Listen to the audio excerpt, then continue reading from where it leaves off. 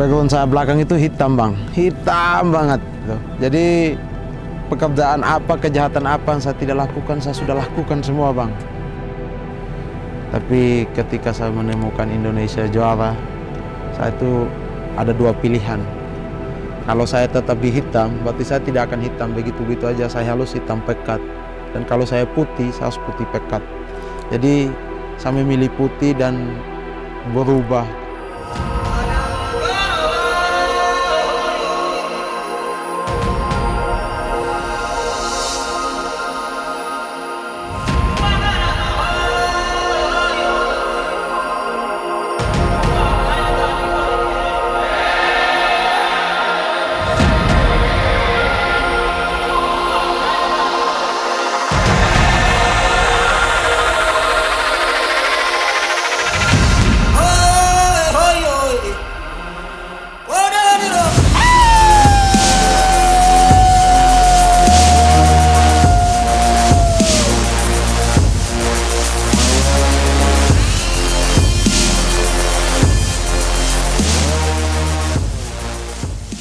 Perkenalkan, nama saya Afrianto Didahau, tapi lebih dikenal dengan Adi R. Faisal Mahdiansyah.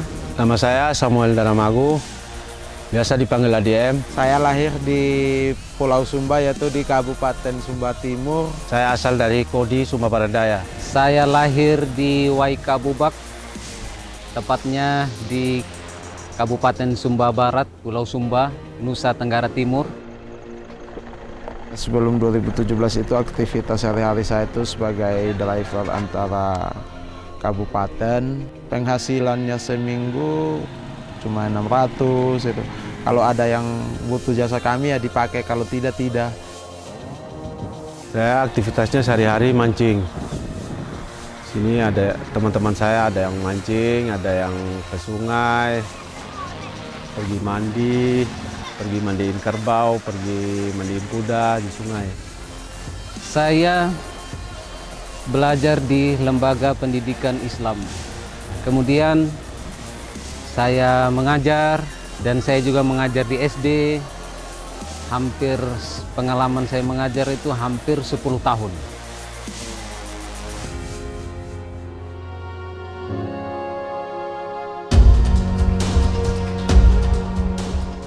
Saya banyak melihat Pulau Sumba ini indah sekali, tapi dari pemerintah sama dari orang-orang Jakarta gitu kan, Sumba Timur adalah angka kemiskinannya yang paling tinggi. Saya sebagai putra daerah, dulunya itu Kodi ini dianggap paling ditakuti karena ya faktor dari pendidikan juga.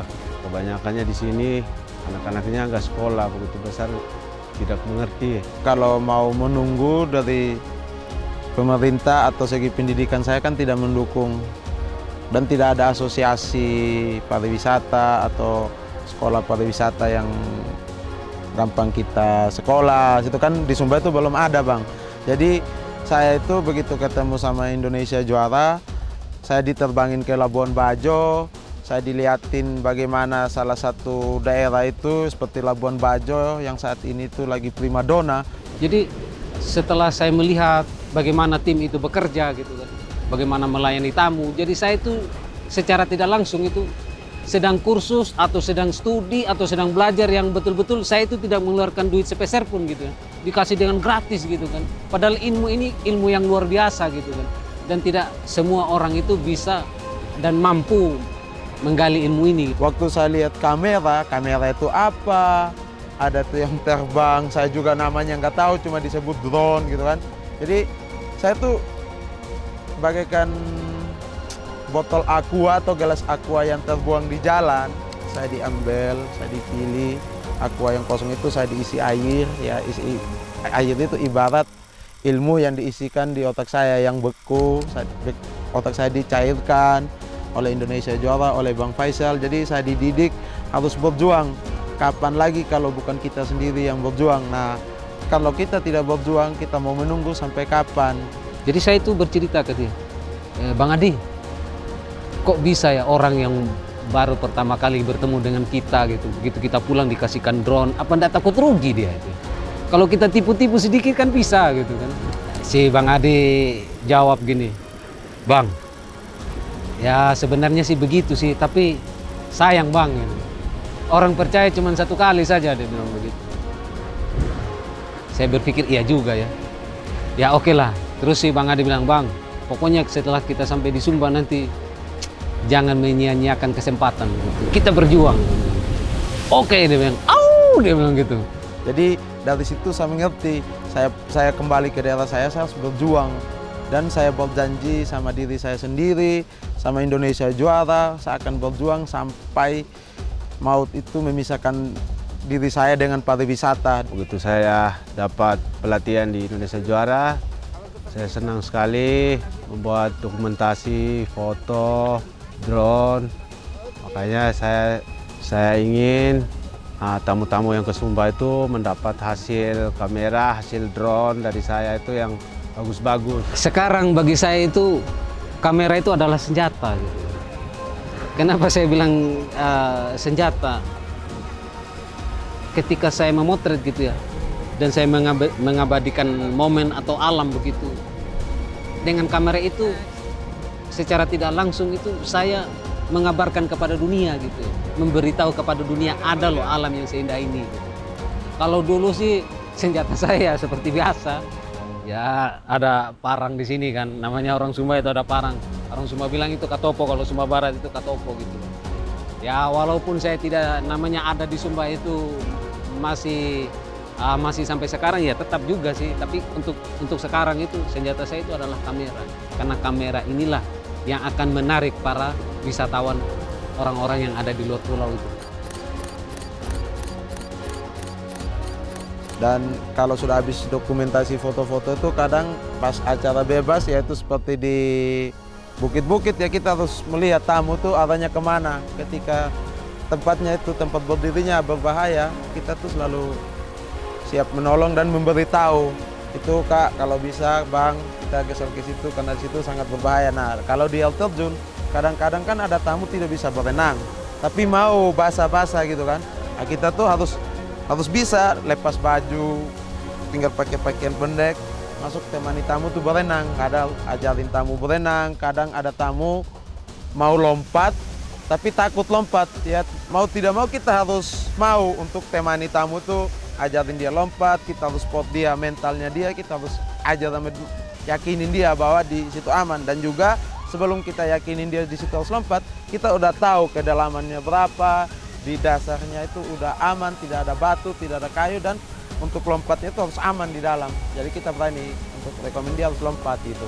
Kalau tidak, kalau di situnya tempatnya tidak ada pernah yang lompat dan kami belum tahu di dalamnya, ketika tamu itu minta, Bang kita melompat sini, ya kita ngomongnya baik-baik sama tamu. Di sini tidak aman, nah yang aman ada di sini gitu. Punya prinsip perusahaan gitu. Dimanapun kaki tamu itu menginjak di Sumba, kami selalu ada. Jadi dan keselamatan tamu itu adalah tanggung jawab kami sebagai guide. Ada tamu yang berkesan dulu. Terus waktu itu kita sunsetnya di Walakiri. Sampai di Walakiri, airnya pasang. Tapi karena saya ingin sekali bahagia di Sumba, saya sampai download aplikasi pasang surut air laut. Makanya begitu lihat pasang surutnya, saya lihat jam 5 subuh itu baru airnya surut. Makanya saya tukar. Sunsetnya saya ambil di Bukit Persaudaraan, saya sunrise-nya di Walakiri. Makanya saya dapat hasil yang bagus. Dan yang momen paling sering saya juga sendiri nangis ketika tuh mau masuk bandara. Nah, ketika habis briefing itu yaitu perpisahan terakhir, itu banyak yang 4 hari itu terasa 4 tahun, 40 tahun. Jadi cuma 4 hari 3 malam sebenarnya dia liburan ke Sumba kan. Tapi tidak tahu kenapa dia bisa nyaman, ya karena kita sebagai tour leader, sebagai guide, dan kalau dalam rombongannya banyak, kita di situ sebagai bapak. Nah, bagaimana kita menjadi bapak yang baik supaya anak-anak kita bisa rukun? Ya kita harus berjuang dan menunjukkan bahwa kita tuh memang seadil-adil mungkinnya gitu. Yang selalu ada di dalam pikiran kami adalah ketika Bang Agung itu berbicara dengan hati. Bang, pembicaraan kalian dengan tamu itu suatu saat akan hilang. Mereka akan lupa gitu. Tapi ada satu hal yang tidak akan terlupakan, bahkan sampai terbawa mati. Apa itu, Bang? Yaitu ketika kita melayani mereka dengan sepenuh hati gitu. Pagi yang perlu. Sejak mengenal Indonesia Juara, dia banyak merubah kami dari karakter, ekonomi, dan kami itu banyak belajar dari Indonesia Juara tentang memperdayakan manusia. Dan di situ kedepannya saya juga punya cita-cita bagaimana saya bisa memperdayakan teman-teman saya yang memang masih jauh terpuruk di belakang saya. Harapan saya kedepannya Indonesia Juara lebih besar lagi, karena di Sumba ini masyarakat di daerah saya sudah merasakan hasil dari pariwisata. Contohnya tamu yang ke Sumba itu bisa membeli kain, bisa membeli parang yang mereka buat di setiap kampung-kampung adat. Jadi bagi tamu yang mau ke Sumba, jangan takut untuk ke Sumba lagi, karena di Sumbanya di sini aman. Kenapa saya harus ditato, Bang? Karena saya itu kadang orangnya cepat pelupa, Bang, cepat bosan, cepat terpengaruh. Jadi saya berpikir jika dia ada tato, berarti itu adalah kitab suci saya, Bang. Ketika saya ada yang menggoda begini-begini, ini itu tidak benar, saya cukup lihat tato. Saya pasti mengingat perjuangan awal Indonesia Juara di Sumba. Meneteskan keringat dan darah, sampai kuku-kuku, kaki terpleset di batu. Itu bukti dari perjuangan. Makanya jika ada tato di saya punya tangan kanan, berarti dia adalah kitab suci saya, kepercayaan saya. Di mana saya bisa melihat jalan hidup saya yang benar. Karena saya dikasih kesempatan yang kedua kali dari Tuhan untuk berubah, yaitu melalui Indonesia Juara. Jadi saya bisa putih, saya bisa bekerja dengan baik, saya bisa, pokoknya semuanya itu bisa merubah saya dari total kehidupan saya lah dari Indonesia Juara. Saya di situ tidak percaya kalau saya itu akan suatu saat nanti saya akan jadi tour leader di Indonesia Juara. Saya lihat dari Bang Agung, ownernya Indonesia Juara. Saya melihat dia membangun pariwisata di Sumba. Saya merasa di situ ada kekeluargaan. Saya dianggap sebagai saudara, keluarga di Indonesia Juara. Makanya saya beri nama Agung Afif Magu, anak saya yang ketiga. Agung Afif Magu, Helungara. Helungara. Rasa nyaman dan saya merasa di situ diperlakukan seperti saudara kandung sendiri. Makanya saya itu kadang-kadang berpikir ke ayat yang sering saya sering ada di pikiran saya gitu ya. Sesungguhnya dalam penciptaan langit dan bumi serta silih bergantinya siang dan malam, itu ada tanda-tanda kebesaran Allah bagi orang-orang yang berpikir. Dari ayat itu saya itu melihat, wah, pergantian atau silih bergantinya malam dan siang. Itu kan berarti kan ketika matahari terbit dan ketika matahari terbenam. Nah, disitulah saya terinspirasi. Wah, ternyata luar biasa lukisan ilahi. Nah, dari situlah saya itu jadi semangat gitu kan. Ya dengan seringnya saya itu mengeksplor, seringnya saya turun melayani tamu, seringnya saya itu bersama dengan alam gitu. Saya itu bertambah semangat gitu ya. Semangat dalam kerja, semangat dalam beriman kepadanya gitu. Puji Tuhan, kami selalu bekerja dengan hati dan bukan hanya sekedar kami mencari uang, yaitu untuk memperdayakan masyarakat lokal. Dan saya harapan untuk masyarakat lokal Sumba, marilah kita bersama-sama membantu, saling bergandengan tangan untuk memajukan pariwisata Sumba. Dengan perjuangan kami, tim Indonesia Juara, saya, Bang ADR, Bang ADM, harapan kami dengan perjuangan kami ini mudah-mudahan terinspirasi bagi daerah-daerah yang memiliki alam yang indah. Dan harapan kami mudah-mudahan Indonesia juara semakin berkembang. Dan cita-cita Indonesia juara yaitu memakmurkan pariwisata Indonesia itu tercapai. Saya kembali kepada prinsip perusahaan dan tim-timnya itu adalah loyalitas, integritas, dan komunitas. Saya mengambil dari komunitas, jadi kita sebagai tim itu bukan kru, bukan karyawan, tetapi kami tim itulah saudara gitu kan. Sekarang kami itu dijuluki Warkop. Ini lucu juga sih Warkop. Jadi Warkop itu ada Dono, Kasino, Indro gitu ya. Kalau saya itu sama tim itu dibilang kasino gitu ya, mungkin karena kecil sih. Nah kemudian si Dono ini orangnya kan lucu ya. Si Dono ini orang Sumba Timur itu kan. Nah, si Bang ADR.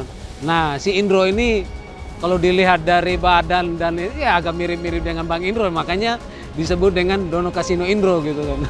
Ya ada momen-momen lucu tersendiri sih gitu. Jadi asik gitu ketika tim itu kita berjalan bersama gitu ya. Jadi ketika ada masalah kita pecahkan bersama. Jadi apabila ada yang kurang gitu ya, kita saling mengisi gitu kan. Jadi itulah indahnya tim ya. Tim indahnya kita berkeluarga gitu.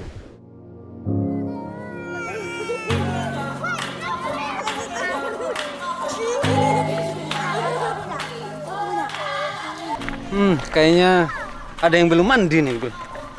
Itu Bang ADR itu yang bau busuk. Tidak lama lagi Mam Eben pindah Cimamsa. Kok ganteng begini nah.